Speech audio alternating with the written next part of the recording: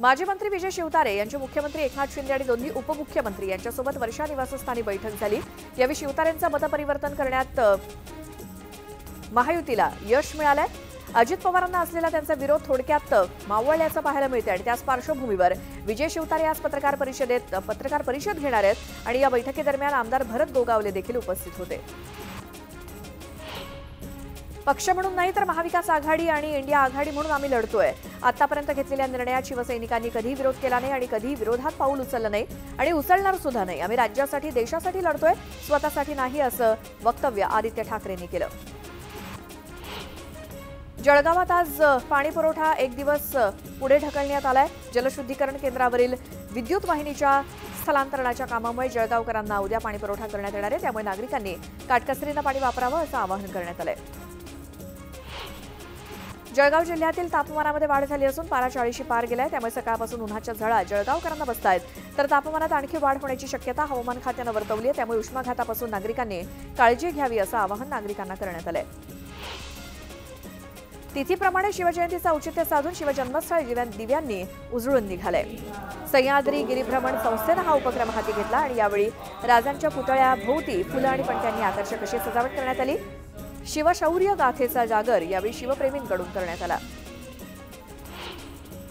ठाणे जिल्ह्यामध्ये वयाची 85 ओलांडलेले 59,000 मतदार आहेत, त्यापैकी 3,000 नागरिकांनी 100 पार केल्याची माहिती जिल्हा माहिती कार्यालयानं दिली आहे। ठाण्यातल्या तापमानानं गेल्या आठवड्याभरात 35 ओलांडली आणि सकाळी 10:30 नंतर उन्हाच्या चटक्यांमुळे ठाणेकरांच्या अंगाची लाही होते, त्यामुळे नारळ पाणी या लिंबू सरबत, कोकम सरबताला मागणी वाढली आहे। ठाण्यामध्ये होळी धुळवडीच्या नावाखाली वाहतुकीचे नियम मोडणाऱ्या 8,319 वाहन चालकांवरती कारवाई करण्यात आली। मद्यप्राशन करून वाहन चालवणाऱ्या 382 चालकांवरती, ट्रिपल सीट जाणाऱ्या 1,086 चालकांवरती तसंच विना हेल्मेट वाहन चालवणाऱ्या 5,000 चालकांवरती कारवाईचा बडगा उगारण्यात आलाय।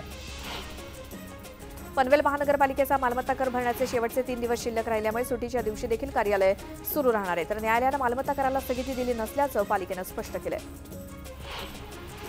पनवेल नवी मुंबई परिसरात उन्हाचा पारा चांगलाच वाढलाय। नवी मुंबईतील तापमान 38 अंशांवरती पोहोचलं असून सकाळी 11 ते दुपारी 4 या वेळेत उन्हाचा उकाडा असह्य होऊ लागलाय, त्यामुळे फळांच्या रसाला मागणी वाढली आहे। पावसाळ्यात पाणी तुंबल्यामुळे ऑफिस आणि शाळा महाविद्यालयामध्ये जाणाऱ्यांचे हाल होतात।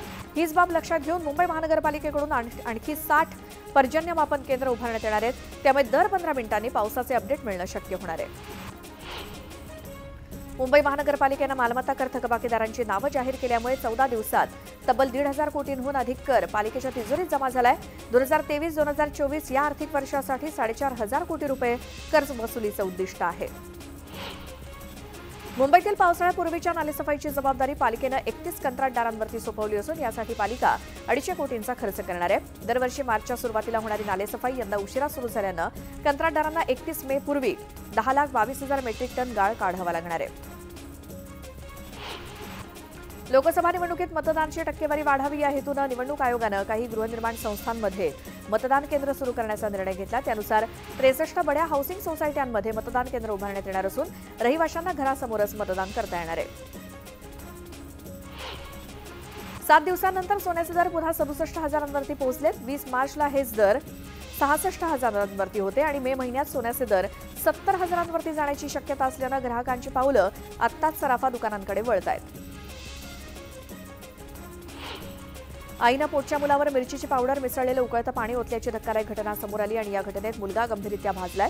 या प्रकरणी आईविरोधात बदलापूर पोलिसात गुन्हा दाखल करण्यात आला असून पोलीस आरोपी आईचा शोध घेत आहेत।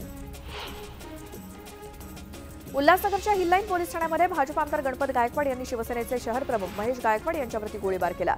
न्यायालयानं तीनही बाजूच्या वकिलांचं म्हणणं ऐकून घेऊन बुधवारी वैभव गायकवाड यांचा अटकपूर्व जामीन फेटाळला, त्यामुळे वैभव यांना कोणत्याही क्षणी अटक होण्याची शक्यता आहे। त्यांना जामिनासाठी मुंबई उच्च न्यायालयात जावं लागणार आहे। पुण्यामध्ये विजयसिंह मोहिते पाटील आणि शरद पवारांची भेट झाल्यानं राजकीय वर्तुळात चर्चांना उधाण आलं। माढा लोकसभा मतदारसंघात भाजपकडून रणजितसिंह नाईक निंबाळकर यांना उमेदवारी दिल्यानं नाराज असलेले विजयसिंह मोहिते पाटील शरद पवारांच्या पक्षाच्या वाटेवर असल्याची चर्चा आहे। कोंढव्यामध्ये माजी आमदार महादेव बाबर यांच्या मुलाचा लग्न सोहळा पार पडला आणि या कार्यक्रमात मोहिते पाटील आणि पवारांमध्ये बराच वेळ चर्चा झाली। लोकसभा निवडणुकीसाठी भाजपनं 7वी यादी जाहीर केली. यात अमरावती लोकसभा मतदारसंघातून खासदार नवनीत राणा यांना भाजपनं अधिकृत उमेदवार म्हणून घोषित केलंय. नवनीत राणा या मागील निवडणुकीत राष्ट्रवादी काँग्रेसच्या पाठिंब्यावरती अपक्ष निवडणूक लढून जिंकल्या होत्या. भाजपचा अंतर्गत विरोध आणि त्यानंतर बच्चू कडूंसह अडसुळांनी सुद्धा नवनीत राणांच्या नावाला विरोध केला होता. नवनीत राणांना उमेदवारी मिळाल्यानंतर अमरावतीमध्ये त्यांच्या कार्यकर्त्यांनी जल्लोष केला. फटाके फोडत पेढे वाटत आनंद साजरा करण्यात आला. नवनीत राणा 3 लाखांपेक्षा जास्त मतांनी विजयी होतील असा विश्वास रवी राणांनी व्यक्त केला. नाशिकचे खासदार हेमंत गोडसे वर्षा बंगल्यावरती आले होते. नाशिकची जागा पारंपरिकरित्या शिवसेनेकडे राहिली आहे. विद्यमान खासदार ज्या पक्षाचे असतात त्यांना जागा सोडली जाते असं सांगत मुख्यमंत्री ही जागा शिवसेनेला सोडवून घेतील असा विश्वास त्यांनी व्यक्त केला. पुण्यामध्ये आरपीआय आठवले गटाच्या कार्यकारिणीची महत्त्वाची बैठक होणार आहे. रामदास आठवले यांच्या उपस्थितीत होणाऱ्या या बैठकीत शिर्डीची जागा आरपीआयला सोडावी अशी मागणी करण्यात येणार आहे.